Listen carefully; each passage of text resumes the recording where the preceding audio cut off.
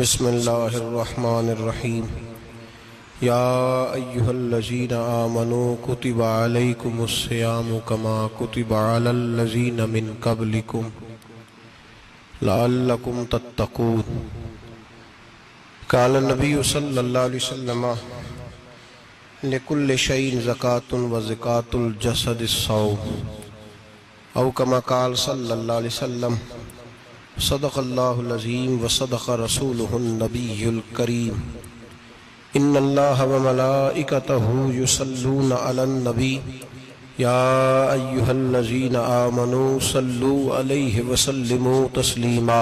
اللہم صل علی سیدنا و مولانا محمد معدن الجود والکرم وآلہ وصحبہ وبارک وسلم۔ حمد و صلاۃ کے بعد قرآن مجید سورہ بقرہ، اللہ تبارک و تعالیٰ نے ارشاد فرمایا یا ایھا الذین آمنوا کتب علیکم الصیام، اے ایمان والو تم پر روزے فرض کیے گئے، کما کتب علی الذین من قبلکم، اسی طرح جس طرح تم سے پہلے لوگوں پر فرض کیے گئے تھے، لعلکم تتقون، تاکہ تم پرہیزگار ہو جاؤ، متقی ہو جاؤ، اللہ سے ڈرنے والے بن جاؤ، گناہوں سے بچنے والے بن جاؤ، اپنی زندگی کو رب رسول کے احکامات کی روشنی میں گزارنے والے بن جاؤ۔ روزہ ایک پریکٹس ہے، ایک مجاہدہ ہے، ایک جد و جہد ہے۔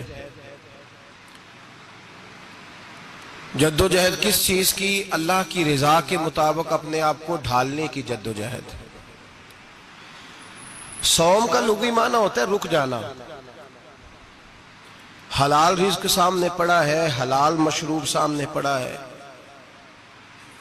حلال رشتہ بیوی کا موجود ہے، لیکن ان سب چیزوں سے حالت روزہ میں رکنا، اللہ کی رضا کے لیے رکنا، اس کا نام روزہ ہے۔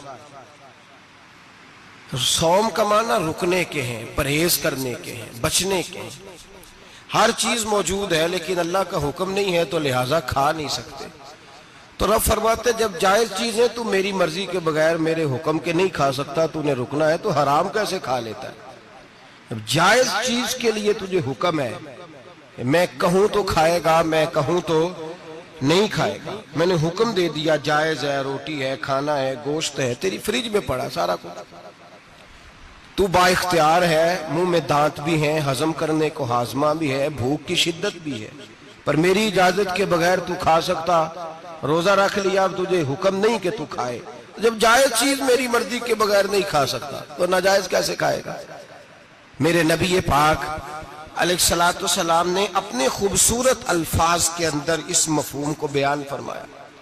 محبوب پاک صلی اللہ علیہ وسلم فرماتے جس نے جھوٹ نہیں چھوڑا، غیبت نہیں چھوڑی، برائی نہیں چھوڑی، اللہ کو اس کے بھوکے پیاسے رہنے کی کوئی ضرورت نہیں۔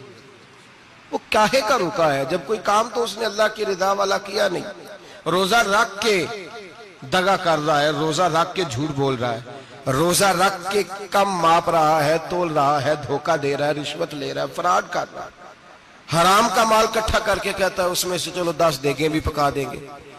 وہ بھائی جو کام اللہ نے تجھے کرنے کا حکم دیا تھا، جب تو وہ بجا ہی نہیں لا رہا، مقصد روزہ ہی تو حاصل، لعلکم تتقون۔ روزے کا مقصد یہ ہے کہ تو پرہیزگار ہو جائے۔ میرے نبی پاک علیہ السلام کی بارگاہ عالی مرتبت میں 2 عورتیں آئیں، یہ چیزیں کھا لو، کہنے لگی محبوبہ ہم نے روزہ رکھا ہوا ہے۔ فرمایا نہیں، تمہارا تو روزہ نہیں ہے، حضور رکھا ہوا ہے روزہ، سحری سے لے کر اب تک کچھ نہیں کھایا، شام تک بھی نہیں کھائیں گی۔ محبوب نے فرمایا ذرا کہہ تو کرو، الٹی تو کرو۔ کہہ کی تو ان کے حلق سے خون بھی نکلا اور گوشت کے لوتھڑے بھی نکلے، پھوٹیاں بھی نکلی۔ نبی پاک نے فرمایا وہاں بیٹھ کے تم نے اپنے جاننے والوں کی غیبت نہیں کی، چغلی نہیں کھائی؟ خاموش ہو گئیں، گردنیں جھک گئیں۔ نبی پاک نے فرمایا تم نے قرآن نہیں پڑھا کہ جو اپنے بھائی کی غیبت کرتا ہے وہ مردہ بھائی کا گوشت کھاتا ہے؟ تو گوشت کھا کے بھی تمہارا روزہ رہ گیا ہے۔ کس طرح کا روزہ ہے کہ صاحب روزہ رکھ کے نہ رکھنے والوں پہ تنقید کر رہے ہیں۔ تراویحاں پڑھ کے نکلے ہیں تو کہتے ہیں میں اکیلا ہی نیک ہوں، باقی تو محلے میں کوئی پڑھتا ہی نہیں۔ یہ کیسا تیرا روزہ ہے؟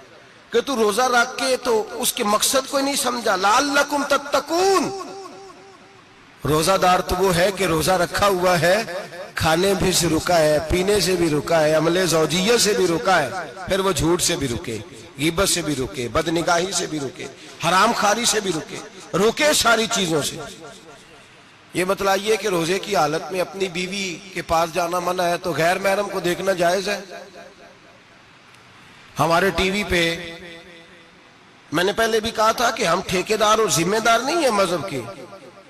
یہاں ہمارے آنے سے پہلے بھی کوئی بیٹھا تھا، ہم مریں گے تو یہاں ہم سے بڑے بڑے نیک لوگ بیٹھیں گے، کوئی بندہ ذمہ دار نہیں ہے۔ بڑے بڑے کج کلا، صاحب جبہ و دستار، بڑے بڑے صاحب بصیرت، آئمہ، فقہا، علماء، زعماء، نقبہ، صوفیاء، اولیاء، غوث، کتب، ابدال، اوتاد، کتب الاقطاب، جانے کون کون آئے، علماء آئے، مفسرین آئے، محدثین آئے، گزر گئے۔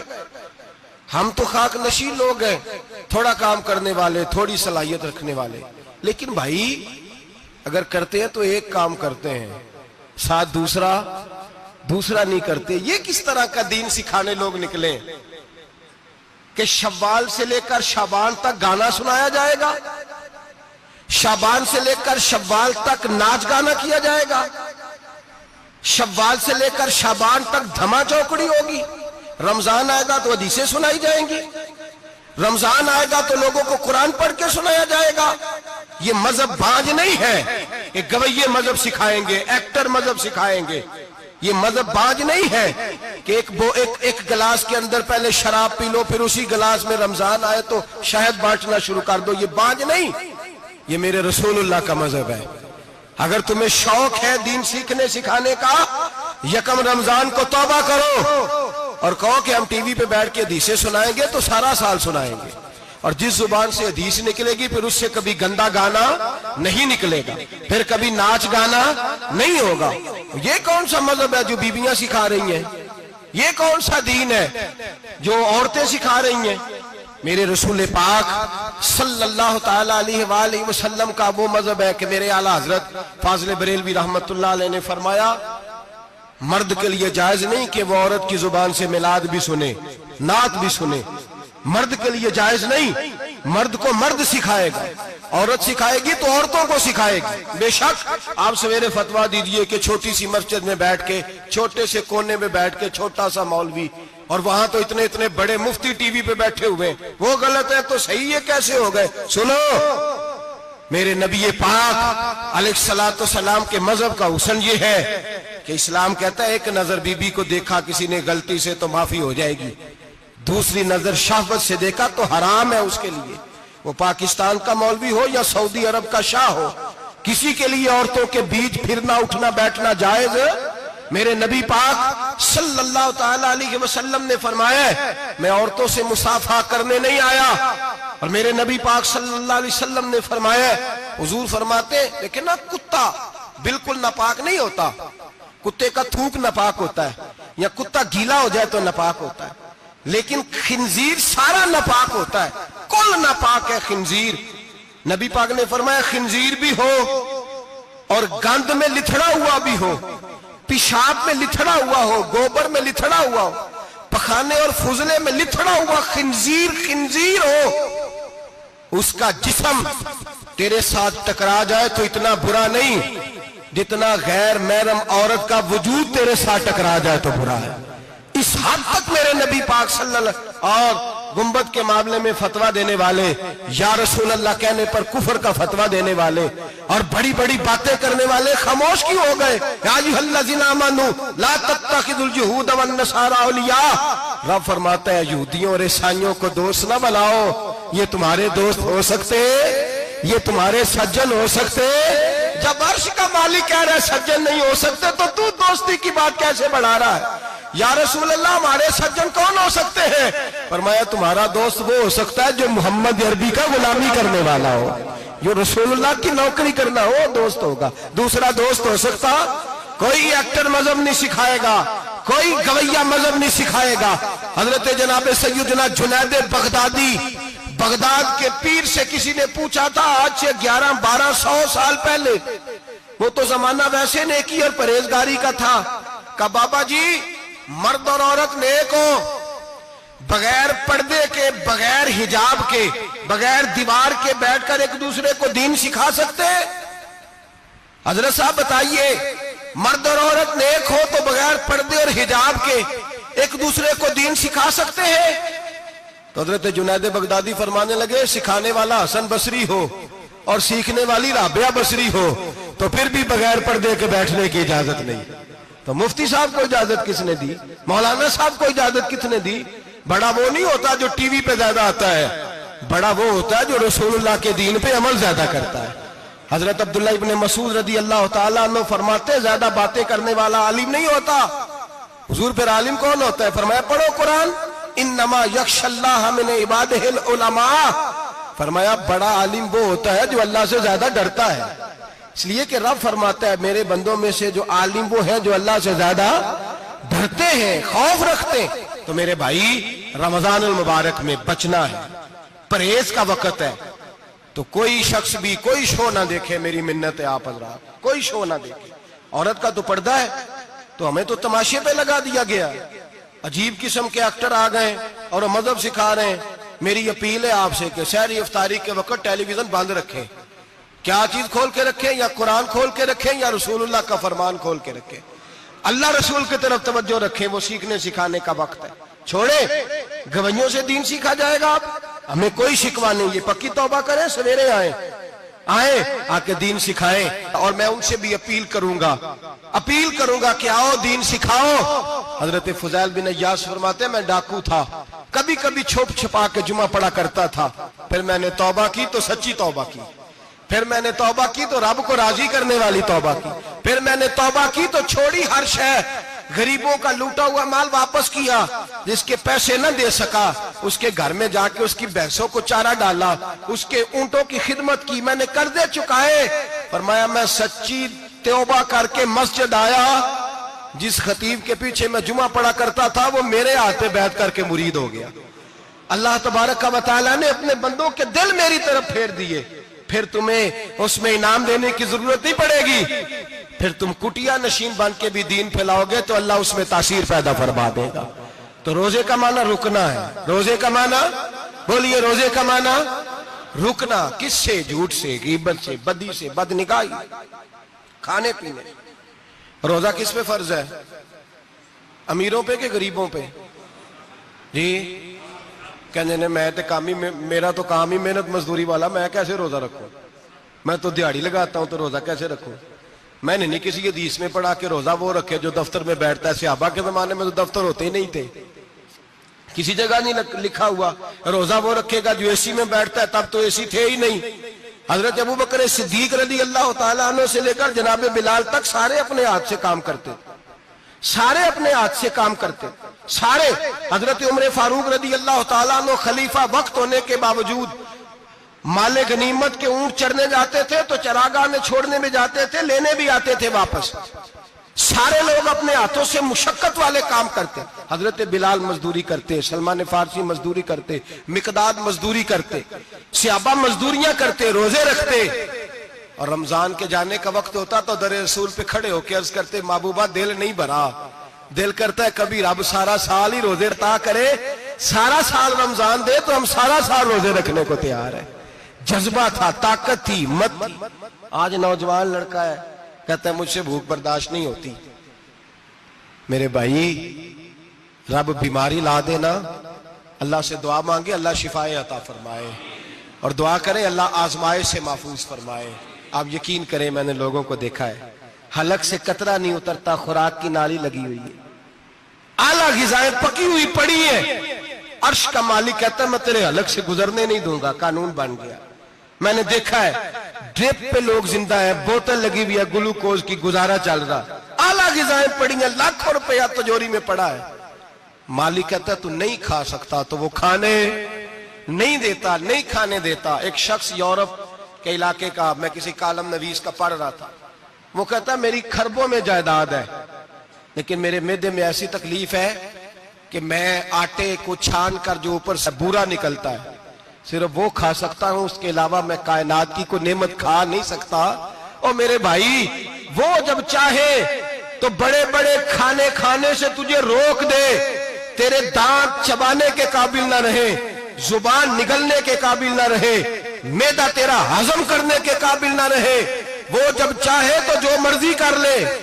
وہ کہتا چل تو میری مرضی پہ چلنا، 1 مہینہ میرے کہنے پہ نہ کھا، 1 مہینہ میرے کہنے پہ نہ کھا، تو یا اللہ تو کیا کرے گا؟ فرمایا صوم تصحو، میرے نبی پاک نے فرمایا تم روزے رکھو، اللہ تمہیں صحت عطا فرما دے گا، اللہ تندرستیاں دے دے گا، شفائیں دے دے گا۔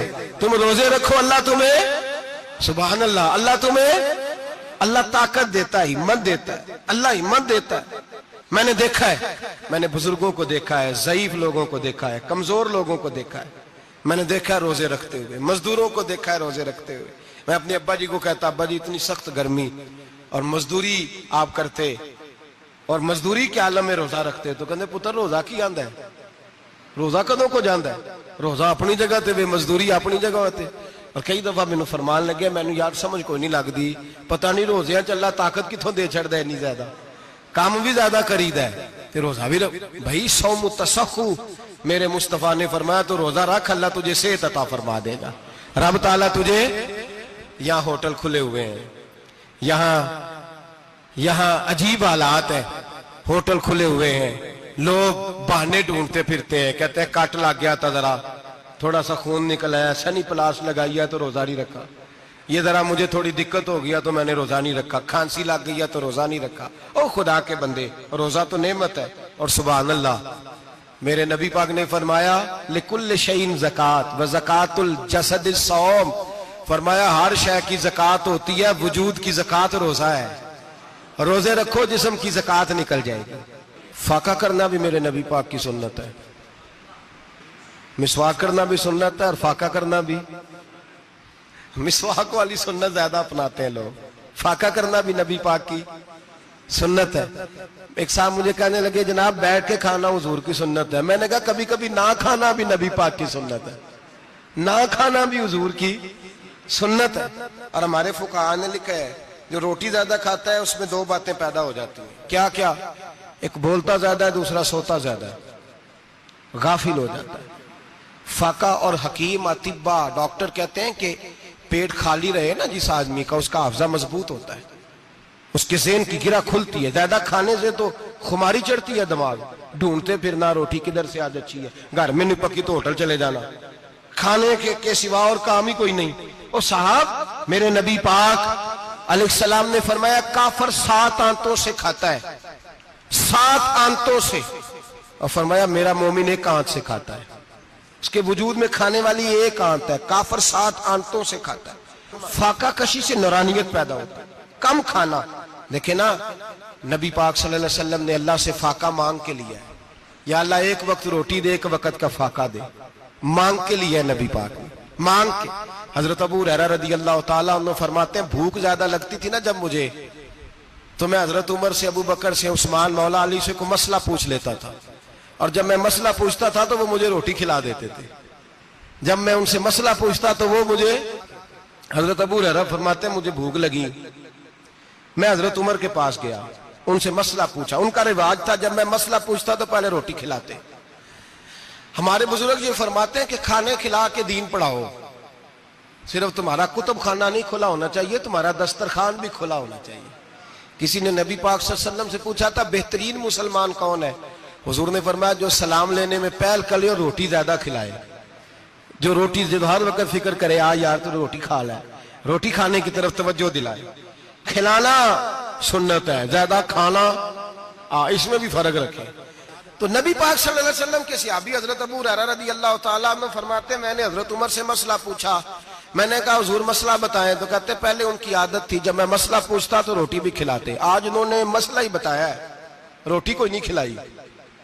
تو مجھے کہنے لگے ابو ہریرہ تو سوچتا ہوگا روٹی نہیں اس نے پوچھی، تو نے کب سے کھانا نہیں کھایا؟ میں نے کہا آج صبح سے۔ تو جناب عمر کہنے لگے میں نے کل صبح سے نہیں کھایا۔ چل ابو بکر صدیق کے گھر مسئلہ پوچھتے ہیں، کہتے ہیں جناب صدیق اکبر کے دروازے پہ گئے، جا کر کے ان سے مسئلہ پوچھا۔ ان کی بھی عادت تھی جب کوئی مسئلہ پوچھنے جاتے تو دسترخوان بچھا لیتے، کہتے آؤ روٹی بھی کھلاتا ہوں مسئلے بھی بتاتا ہوں۔ کہتے ہیں گئے تو انہوں نے بھی مسئلہ بتایا، روٹی کوئی نہ پوچھی۔ تو کہنے لگے عمر ابو ہریرہ تم لوگوں نے کل پرسوں سے نہیں نہ کھایا ہوگا، اور ابو بکر کو 4 دن گزر گئے ہیں، تھوڑا سا دودھ ملا ہے یا کھجور ملی ہے، روٹی کوئی نہیں ملی، چلو در رسول پہ چلتے ہیں، آؤ حضور کی بارگاہ میں۔ کہتے ہیں نبی پاک کی بارگاہ میں آئے، حضور نے چہرے دیکھے، کریم سے مسئلہ نہیں پوچھنا پڑا۔ میرے مصطفیٰ کریم نے فرمایا بھوک لگی ہوئی ہے تم تینوں کو؟ 3-4 دن ہو گئے؟ اللہ کے رسول نے فرمایا مجھے پورا ہفتہ ہو گیا ہے۔ سبب کچھ اور ہے جس کو تو خود سمجھتا ہے۔ زوال بندہ مومن کا بے زری سے نہیں، بھوک نقصان کا وجہ نہیں بنی، وجہ کوئی اور بنی ہے۔ رشوتیں جو بازار گرم ہوئے ہیں لوٹ مار کے، یہ روٹی کے لیے نہیں، یہ زیادہ کھانے کے لیے، یہ بینک بیلنس کے لیے گرم ہے۔ یہ لوٹ مار کا مقصد کوٹھیاں بنانا ہے، روٹی کا تو رب کریم کا وعدہ ہے۔ جو روز روتا ہے شام کو کہ میرا کاروبار کوئی نہیں، اصل میں کہتا ہے بنگلہ کوئی نہیں، اصل میں کہتا ہے کار کوئی نہیں، پجارو کوئی نہیں، روٹی تو اللہ عطا فرماتا ہے، اس کا وعدہ ہے۔ فرمایا حضور نے 3 دن بیت گئے، چلو۔ میرا بے تکلف صحابی ہے ابو الحسن انصاری، وہ بڑے نصیب والے ہوتے ہیں جن کو میرے نبی پاک خود کہتے تھے کہ تیری فلانی ذمہ داری ہے۔ اس زمانے کا تو کسی کو کہہ دیا جائے یہ تیری ذمہ داری ہے تو کہتا ہے یہ تو پھٹیکے ڈالنے لگ گیا، یہاں سے تو چھٹی کر جانی چاہیے۔ خوش ہوتے تھے صحابہ کہ ہماری ذمہ داری لگی۔ کہتے ہیں حضرت ابو الحسن انصاری کے گھر گئے، نبی پاک نے فرمایا بھوک بڑی لگی ہے، کھانا لا۔ کہتے ہیں حضور نے اسے کہا تو اس آدمی کو تو وجد ہی ہو گیا، اس نے کہا میرے اتنے نصیب کہ حضور کا یہ کھانا کھلا۔ آؤ دیکھو دنیا والو، آج جو سب سے زیادہ عزت والا ہے وہ میرا مہمان بنا ہوا ہے۔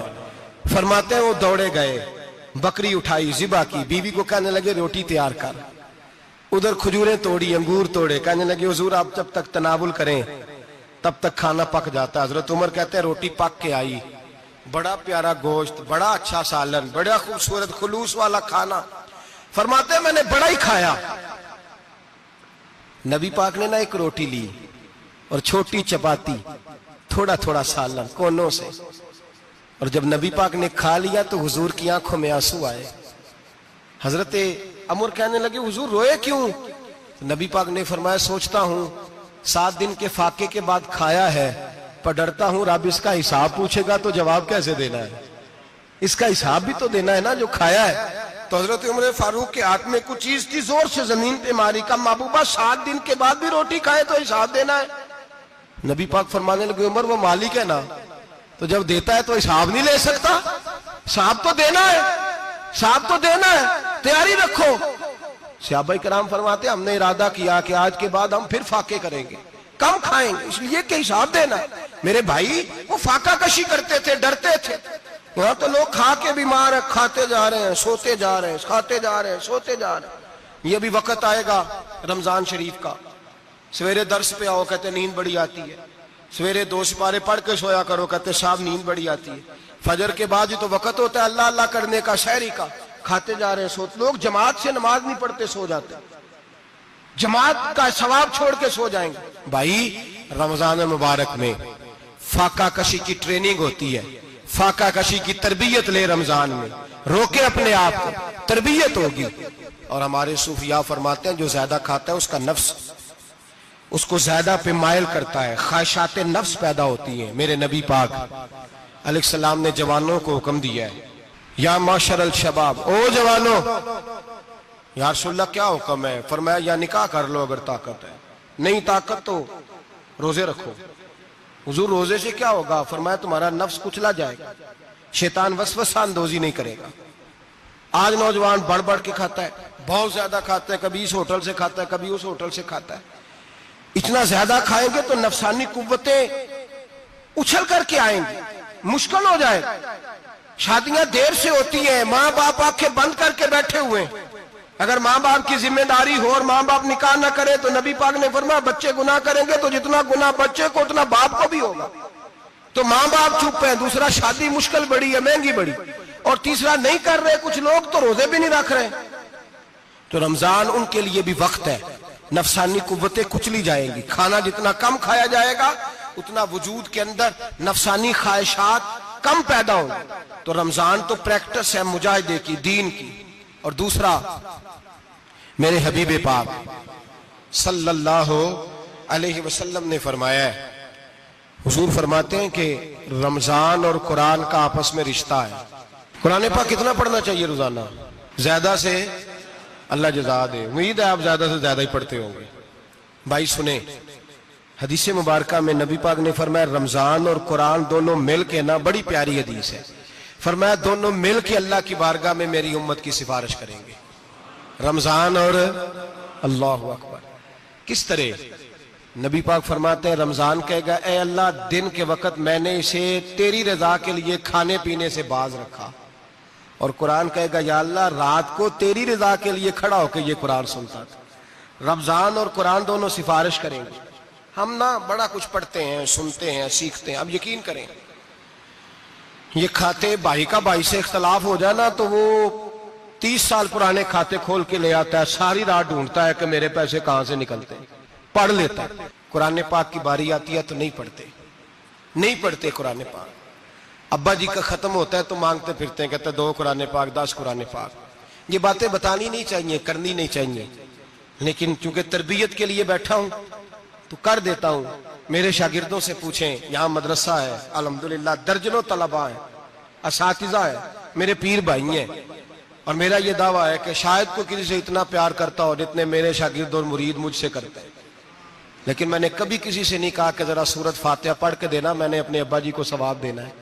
پوچھ لیں کسی سے نہیں کبھی کہا، کبھی نہیں میں نے کہا کہ ذرا مجھے تھوڑا سا قرآن پڑھ دیں۔ میں اس کو ناجائز نہیں کہتا، پڑھوانا چاہیے، لیکن میں اپنے والدین کے لیے کبھی سوال نہیں کرتا کہ مجھے ذرا پڑھ کے دو، میں نے بخشنا ہے، اس لیے کہ میں نے ذاتی طور پہ روٹین بنائی ہے۔ میں سمجھتا ہوں کہ کائنات کے اندر میرے اوپر جن لوگوں نے احسان کیے ان میں سب سے زیادہ حصہ میرے ماں باپ کا ہے۔ میں سمجھتا ہوں اس بات، کتنا نالائق ہوں میں کہ میں 1 مہینے میں ایک قرآن پاک بھی پڑھ کے ان کی روح کو احسال نہیں کر سکتا۔ میرا یہ طریقہ ہے ذاتی، میں قدغن نہیں لگاتا، میرا ذاتی طریقہ یہ، الحمد سے شروع کرو اور 2 سورتیں چھوڑ کے قرآن پاک ختم کر دو آخری، اور پھر فلق اور ناس صورتیں ساتھ لے جاؤ۔ یہاں بیٹھ کے سال ثواب نہیں کرنا، ختم نہیں دلانا، ساتھ لے جاؤ، قبر پہ کھڑے ہو جاؤ اور فلق اور ناس صورتیں قبر پہ بیٹھ کے تلاوت کرو، اور جو قرآن مجید پڑھا ہے ان کی روح کو وہاں احسال کرو۔ او بھائی، اولاد جب ماں باپ کے لیے پڑھتی ہے تو اسے کہنا نہیں پڑتا اللہ بخش دے، اس لیے کہ اولاد کی نیکیاں خود بخود ماں باپ کے کھاتے میں جمع ہوتی ہیں، خود نیکیاں جمع ہوتی ہیں۔ میرے بھائی تو بچوں سے یہ تو مطالبہ کرتا ہے کہ بیٹا اس سال رمضان المبارک میں میرے لیے ستو ضرور بنانا، فلانی چٹنی ضرور تیار کرنا، یہ کیوں نہیں کہتا بیوی سے کہ ڈشیں کم بنانا، تو بھی بیٹھ کے قرآن پاک پڑھ، میں بھی قرآن پاک پڑھتا ہوں، ادھر آؤ بیٹا یہاں بیٹھ کے تلاوت کرو، میں بھی کرتا ہوں، بیٹی ادھر آؤ بیٹھ کے قرآن پاک پڑھو۔ کتنا وقت لگتا ہے؟ حافظ اور قاری اور علماء اگر پڑھے تو 20-25 منٹ لگتے ہیں قرآن پاک کا سپارہ پڑھنے، اور اٹک اٹک کے پڑھنے والا بھی پڑھے تو 1 گھنٹہ لگ جائے گا۔ اور میرے نبی پاک صلی اللہ علیہ وسلم نے فرمایا جو قرآن پڑھتے ہوئے اٹکتا ہے اللہ اسے ڈبل ثواب عطا فرماتا ہے۔ فرمایا جو زبانی پڑھے سنگل ثواب، جو دیکھ کے پڑھے اسے ڈبل ثواب۔ حضور کیوں؟ فرمایا اس لیے کہ میرا قرآن دیکھنے پہ بھی اللہ ثواب عطا فرماتا ہے، قرآن دیکھنے پہ بھی اللہ ثواب دیتا ہے، دیکھنے کا بھی ثواب ہے۔ رمضان شریف میں قرآن پاک پڑھے، کھول کے پڑھے۔ اور میرے بھائی اگر تیرا بچہ پڑھے، اگر تیری بیٹی پڑھے، کائنات کا خوش نصیب باپ وہ ہے کہ بیٹا قرآن پڑھے، چاہے ناظرہ ہی پڑھے، جس کی بیٹی پڑھے۔ زندگی میں انہیں اس کام پہ لگا جاؤ، مرنے کے بعد بھی پڑھیں گے۔ امام جلال الدین سیوطی شافعی رحمت اللہ علیہ فرماتے ہیں حضرت عیسیٰ قبر کے پاس سے گزرے، قبر پہ عذاب ہو رہا تھا، اللہ کا غضب برس رہا تھا، جناب عیسیٰ استغفار پڑھتے ڈرتے گزر گئے۔ تھوڑی دیر کے بعد، چند گھنٹوں کے بعد گزرے تو اسی قبر پہ پھول کھلے ہوئے تھے، رحمت برس رہی تھی۔ حضرت عیسیٰ علیہ السلام عرض کرنے لگے مولا تو بے نیاز ہے، میری طاقت نہیں تیرے کاموں میں بولنے کی، پر ابھی تو یہاں عذاب ہو رہا تھا، ابھی رحمت برس رہی ہے۔ جناب عیسیٰ کہتے ہیں آواز خدا بندی آئی، عیسیٰ بندہ بڑا گناہگار تھا، پاپی تھا، مجرم تھا، خطاکار تھا، لیکن جب اس کا انتقال ہوا، اس کی بیوی حاملہ تھی، اس کے پیٹ میں بچہ تھا، بچہ اس کے انتقال کے بعد پیدا ہوا، آج وہ 4-4.5 سال کا ہوا ہے، مکتب میں گیا ہے، مدرسہ میں گیا ہے، استاد نے بسم اللہ شریف پڑھائی ہے، فرمایا اس نے توتلی زبان سے کہا ہے بسم اللہ الرحمن الرحیم، کہ عیسیٰ مجھے بتلا اس زمین پر وہ معصوم جسے ابھی رحمان اور رحیم کہنا نہیں آتا، وہ توتلی زبان سے مجھے رحمان اور رحیم کہے، اور میں اسی زمین پہ اس کے باپ کو عذاب دوں۔ فرمایا اس نے ایک بار رحمان اور رحیم کہا ہے، میں نے اس کی باپ کی قبر کو نور سے معمور فرما دیا ہے، نور سے بھر دی ہے قبر، برکت سے بھر دی ہے۔ اللہ کرے میرے بیٹے بھی قرآن پڑھے، اللہ کرے میری بیٹیاں بھی قرآن پڑھے، اللہ کرے ہم سب کی اولادیں قرآن پاک پڑھے۔ لیکن نا امام اعظم ابو حنیفہ رمضان میں 61 قرآن پاک پڑھتے تھے۔ کتنے؟ 60 ٹیک اللہ اکبر۔ ایک قرآن پاک دن میں پڑھتے پورا، ایک رات کو پڑھتے، ایک تراویح میں پڑھتے۔ 61 قرآن پاک امام صاحب پڑھتے۔ آپ فرماتے میں نے چھوڑ دیے ہیں سارے وظیفے، میں صرف رسول اللہ کا قرآن پڑھتا ہوں۔ رمضان سارا قرآن پاک، سارا رمضان۔ اب تو عادت ہی نہیں رہی ہمیں قرآن پاک کی۔ اگر لوگ ناراض نہ ہوں تو محفل نعت ہوتی ہے تو تلاوتیں کتنی ہوتی ہیں، اور نعتیں ہم نے ذوق ہی نہیں بنایا، ذوق ہی نہیں بنایا ہم نے تلاوت قرآن کا۔ اس لیے کہ قراء، علماء، فقراء ان کو ہم تیار ہی نہیں کر رہے، ہم تو ایکٹر پال رہے ہیں جو پیسے لیتے ہیں نعت خوانی کے، معاذ اللہ۔ او میرے بھائی، کیا قرآن میرے نبی کی نعت نہیں؟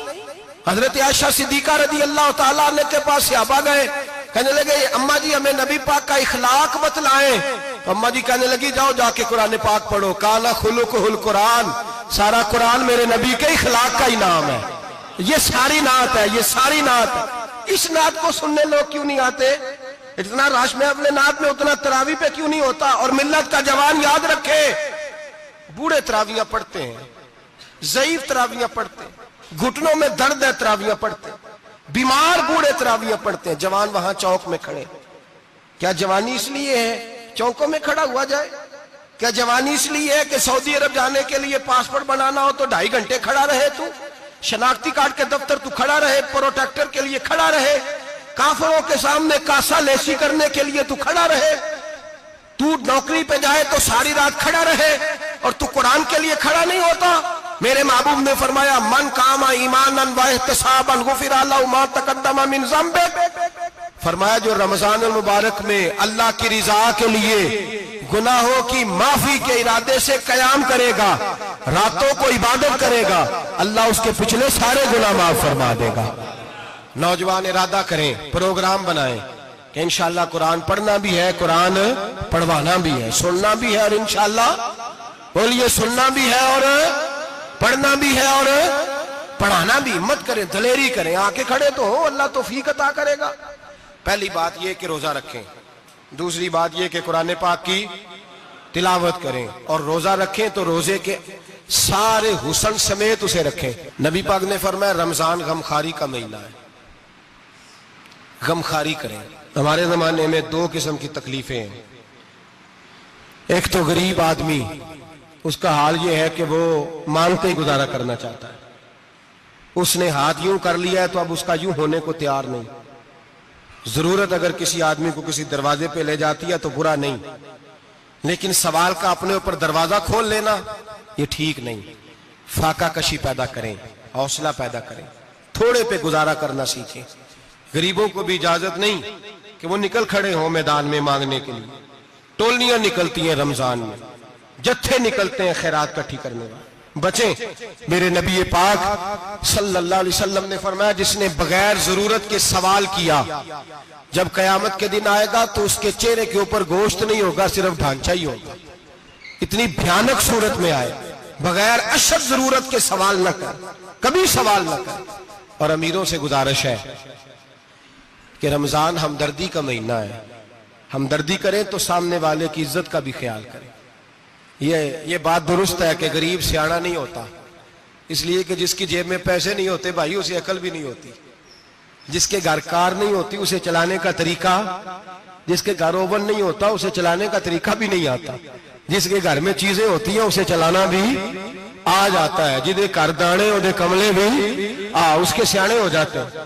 تو چودھری صاحب، سیٹھ صاحب، نواب صاحب آٹا تقسیم کرتے ہیں، کھڑے ہو کے فوٹو کھچاتے ہیں، فیس بک پہ دیتے ہیں، اور ایک آٹے کا تھیلا اور 10 اخباروں میں فوٹو۔ اللہ سے ڈریں، رمضان ہمدردی کا مہینہ، ہمدردی کا۔ غریب کو دیں تو اس کی عزت کو رسوا نہ کریں۔ میرے نبی پاک علیہ السلام کے صحابی حضرت عبداللہ ابن عمر رضی اللہ تعالیٰ عنہ ڈھونڈ کے لاتے تھے مسکینوں کو، ڈھونڈ کے اور جب لاتے تھے تو اپنے دسترخوان پر بٹھا کر اپنے ساتھ افطاری کرایا کرتے تھے. اور پھر فرمایا اللہ تعالیٰ نے لن تنالوا البر حتی تنفقوا مما تحبون، اللہ کے راستے میں وہ چیز دینی ہے جو تمہیں زیادہ پیاری ہو. کون سی چیز جو تمہیں؟ میں تھوڑا سا بے باک ہوں، بعض دوستوں کے ساتھ، سب کے ساتھ نہیں. ایک دوست مدرسے میں گھی دینے آئے ایک دفعہ، تو وہ والا گھی دے گئے جو سب سے سستا تھا. تو میں نے کہا مجھے دیانتداری سے بچائے، آپ یہی کھاتے ہیں گھر میں؟ کہنے لگے نہیں. تو میں نے کہا پھر ہم نے بچے مارنے کے لیے تو نہیں نہ رکھے ہوئے، کیا وہ والا گھی اللہ کے راستے میں پیاری چیز دے رہی ہے نا. اس لیے گلے گلے نوٹ لوگ مسجد کے گلے میں ڈال جاتے ہیں، پھٹے ہوئے ڈال جاتے ہیں، کہتے ہیں جوڑ لیں گے مولوی صاحب. اور خدا کے بندے پیاری چیز دینی تھی تو نے، اور تو نے اس کا ترجمہ الٹ کر لیا ہے. سمجھ لیں رمضان المبارک میں کسی غریب کی مدد کرنی ہے تو ساتھ اس کی عزت بھی کرنی ہے. نبی پاک علیہ السلام کے دروازے پر جب سے، یہ جملہ ایک ہے لیکن بڑا قیمتی ہے. صحابہ کہتے ہیں جب ہم دروازہ رسول پہ جاتے تھے خیرات بھی ملتی تھی اور عزت بھی ملتی تھی. خود بھیک دے خود ہی کہیں منگتے کا بھلا ہو. خیرات بھی ملتی تھی اور عزت بھی ملتی تھی. نبی پاک ساتھ عزت بھی دیتے تھے، مسکین کو غریب کو دیں اور خیر خائی کریں. جوتے بیچنے والے جوتوں کے ریٹ سستے کریں، کپڑا بیچنے والے کپڑے کا ریٹ، درزی صاحب بھی ریٹ سستا کریں، دکاندار بھی چیزوں کا ریٹ، حکیم صاحب پیسے کم لیں، ڈاکٹر پیسے کم کریں، حکومت نرخوں میں کمی کرے، اور یہ کام اجتماعی طور پہ کریں. میرے نبی پاک نے فرمایا رمضان غمخواری کا مہینہ ہے، اس میں غمخواری کرنی ہے، دوسرے کا خیال کریں، اظہار کریں، قربانی کریں. یہاں ہر چیز کا ریٹ بڑھ جاتا ہے رمضان شریف میں. ہر آدمی کہتا ہے میرا سیزن آ گیا ہے، توجہ بڑھائیں، خیال کریں، غمخواری کا مہینہ ہے. اور پھر آپ لوگوں سے یہ بھی گزارش ہے کہ رمضان المبارک کا جب مہینہ آئے تو جس آدمی کے ساتھ نیکی کرنی ہے وقت پہ کریں. کسی غریب کو پیسے دینے ہیں، کپڑے دینے ہیں تو یکم رمضان کو دیں. میں اکثر دوستوں سے پوچھتا ہوں، میں کہتا ہوں قاری صاحب نو جوڑا کدو دیندے ہو؟ کہندے 27 والے دن. میں کہا مینوں لگ گئی سمجھ، تہاڈی سازش ہے کدھرے سواں کے پا نہ لوے. ایویں مولوی چودھری صاحب دے نال دے کپڑے پا لے تے کتنے لکھیا اینوں دینا 27. تسی دسو 27 والے دن کو درزی سی کے دیندا ہے، اونوں 3 گنا بھی پیسے دئیے تے کہندا جڑے باقی نے انہاں دے نہیں بٹن پہ لگ دے میرے کولوں، کتھوں جوڑا سی کے. تو کس دن دیتے ہو قاری صاحب کو؟ کیا مقصد ہے؟ پہننے کے لیے دے رہے ہو یا اس لیے دے رہے ہو کہ نہ پہن سکے؟ تو بھائی آپ جب کسی کو کوئی چیز دیں گے تو کب دیں گے؟ جب وہ استعمال کر سکے. غریب کو لوگ فطرانہ دینے جاتے ہیں عید سے ایک دن پہلے، تو کیا کرے گا اس کا؟ وہ نہ تو کپڑے خرید سکا نہ روٹی لا سکا. بلکہ میرے حضرت صاحب فرماتے ہیں رمضان سے پہلے دے دو، رمضان کی نیت کر کے رمضان سے 1-2 دن پہلے دے دو، اللہ رمضان جتنا ثواب ہی عطا فرمائے گا. رمضان سے پہلے دو جس کو کچھ ہے دن، قبل از وقت تیاری کرو. اور میرے قبلہ صاحب فرمایا کرتے اپنے کپڑے بعد میں، غریب کے بچوں کے کپڑے پہلے، اپنے گھر کی ضروریات بعد میں، غریبوں کی ضروریات. اس لیے کہ اللہ پاک نے ان کا رزق بھی ہمارے گھر بھیج دیا. ہماری ڈیوٹی لگائی ہے کہ تم نے بانٹنا، بانٹنے والے بنو. اور یہ ذہن بنائے کہ پتہ نہیں کس کا حصہ تھا جو اللہ نے میرے گھر بھیجا. یہ ذہن بنا کے بانٹ. اور جس کو دینے جائیں، ہاں آپ کو اجازت ہے تھوڑا بہت پتہ کرنے کی، لیکن تھوڑا بہت تفتیش کرنے کی اجازت، بال کی کھال اتارنے کی اجازت. میں نے دیکھا ہے لوگ غریبوں کا انٹرویو لیتے ہیں، تیرا تو فلانا کمانے والا نہیں، تیرا تو فلاں بچہ. او بھائی بہت سارے غریب ایسے ہیں، بڑے ہیں جو کمانے کی کوشش کرتے ہیں لیکن ان کا سبب نہیں بنتا. ہاں ہے ایسے لوگ جو سعودی عرب چلے گئے ہیں، کہتے ہیں تیرا تو فلاں باہر نہیں گیا ہے، گیا ہے، لیکن سارے سعودی عرب جانے والے بھی مال کمانے کی طاقت نہیں رکھتے. کئی وہاں بھی بیٹھ کے بیچارے قرضوں میں الجھے ہوئے ہیں، وہاں والوں کے ظلم کا شکار ہیں، بہت ساری آزمائشوں میں. تو تفتیش کرتا ہے. میرے امام شافعی کا ایک جملہ اگر آپ کو یاد رہ گیا تو بات بن جائے گی. امام شافعی رحمت اللہ، بلکہ حضرت غوث اعظم جیلانی کے پاس وہ بات آپ کو زیادہ فائدہ دے گی. حضرت غوث اعظم جیلانی کو ان کا ایک مرید سمجھانے لگ گیا، کہنے لگا حضرت جی آپ سب کو دیتے رہتے ہیں، ہر بندہ مستحق نہیں ہوتا، ذرا ٹٹول کے دیا کریں. تو غوث اعظم جیلانی فرمانے لگے بھائی مجھے تو لگتا ہے تو بھی ان چیزوں کا مستحق نہیں تھا جو اللہ نے تجھے عطا کر دی ہے. پہلے تو بتا تو مستحق تھا، تجھے اپنی حیثیت اوقات کا پتہ ہے جو اللہ نے تجھے دے دی ہے؟ طاقت تھی، کوالٹی تھی، تیرے اندر وہ صلاحیت تھی. رب نے تو نہیں تیری تفتیش کی کہ تو قابل ہے کہ نہیں، تو اللہ کے بندوں کی تفتیش کرتا پڑتا ہے. امام شافعی فرمایا کرتے، امام شافعی فرماتے رب تجھے پرکھ کے نہیں دیتا، ٹٹول کے نہیں دیتا، رسوا کر کے نہیں دیتا، تو غریبوں کے ساتھ یہ سارا ظلم کیوں کرتا ہے؟ بس پتہ چل گیا وہ ضرورت مند ہے تو دے، اس لیے کہ اجر تجھے غریب نے نہیں دینا، اجر اللہ نے دینا ہے، اور اللہ اجر عمل پہ نہیں دیتا، اللہ تو نیت پہ اجر عطا فرماتا ہے۔ تو نیت دیکھ تیری کس طرح کی، تو میرے بھائی غریب کو دے، قبل از وقت دے۔ رمضان مبارک میں چوتھا کام، بات آخری اور چوتھا کام سنیں، رمضان میں دین سیکھیں۔ شیطان قید ہوتا ہے زیادہ سے زیادہ، اور جب آدمیوں کا پیٹ خالی ہوتا ہے نا تو ذہن جو ہوتا ہے نا وہ بھی اس کا فریش ہوتا ہے، اس میں کوشش کریں دین سیکھنے کی۔ میرے نبی کریم صلی اللہ علیہ وسلم نے اس دین کو علم کا دین قرار دیا ہے، شعور کا دین قرار دیا ہے، فہم کا دین قرار دیا ہے۔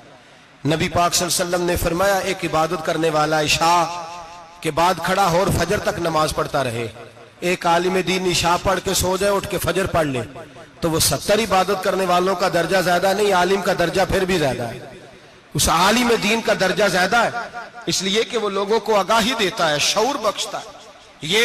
یہ دین جو ہے یہ، اور نبی پاک صلی اللہ علیہ وسلم نے فرمایا عبادت کرنے والے پر عالم کا درجہ اتنا ہی زیادہ ہے جتنا میرا درجہ اپنے غلاموں پر زیادہ ہے۔ عالم کو حضور نے اتنا بڑا مقام دیا، دین سیکھیں، شعور حاصل کریں، یہ فقاہت کا دین ہے، شعور حاصل کرنے کا دین ہے۔ اور نبی پاک صلی اللہ علیہ وسلم نے فرمایا دین کی ایک بات سیکھ لینا 1000 نفل پڑھنے سے زیادہ درجہ رکھتی ہے، دین کی ایک بات سیکھ لینا 1000 جنازے میں شرکت سے زیادہ درجہ رکھتی، دین کی ایک بات سیکھ لینا، میرے نبی پاک صلی اللہ تعالی علیہ وسلم ارشاد فرماتے 1000 مریض کی عیادت کرنے سے زیادہ درجہ رکھتی۔ فرمایا جس نے رات کے ایک لمحے میں دین کی ایک بات سیکھی اللہ اسے ساری رات عبادت کرنے سے زیادہ ثواب عطا فرمائے گا۔ میرے ارشاد فرمایا کرتے جب سیکھنے والے کو یہ ثواب ملے گا تو بتائیے سکھانے والے کو کتنا ثواب ملے، اسے اللہ کتنا درجہ۔ رمضان آ رہا ہے، شیطان قید ہے، دین پھیلانے کی کوشش کریں، جد و جہد کریں۔ بڑی نیند آتی ہے فجر پڑھ کے، لیکن اگر کسی کا ارادہ بن جائے کہ دین سیکھنا بھی ہے اور دین بچوں کو، تو پھر کوئی نیند غلبہ۔ ایک مثال ایک عالم نے سمجھائی، کوئی بزرگ تھے درویش عالم، ان کے پاس ایک عورت آئی، کہنے لگی میں بچوں کو سویرے بڑا جگاتی ہوں، بچے جاگتے نہیں نماز کے لیے۔ بڑا عجیب جواب دیا بزرگوں نے، درویش نے، عالم نے، کہنے لگے بی بی کیوں نہیں جاگتے، جگایا کر، بیدار کیا کر، اٹھایا کر۔ کہنے لگی بڑی جدوجہد کرتی ہوں، اٹھتے نہیں، بیدار نہیں ہوتے۔ اللہ والے تھے نا، کہنے لگے یہ بتا اگر اس کمرے میں آگ لگ جائے تو پھر بچوں کو کیسے بیدار کرے گی، آگ سے بچانے کے لیے کیا کرے گی؟ پھر تو بالوں سے پکڑ بھی گھسیٹنا پڑا تو گھسیٹ کے کمرے سے لاؤں گی، پھر تو چوٹیں لگتی ہیں تو لگ جائے، پھر میں پرواہ نہیں کروں گی۔ آپ فرمانے لگے یوں سمجھ لے جہنم کی آگ جل رہی ہے، اگر تیرے بچے نے نماز نہ پڑھی تو آگ لگ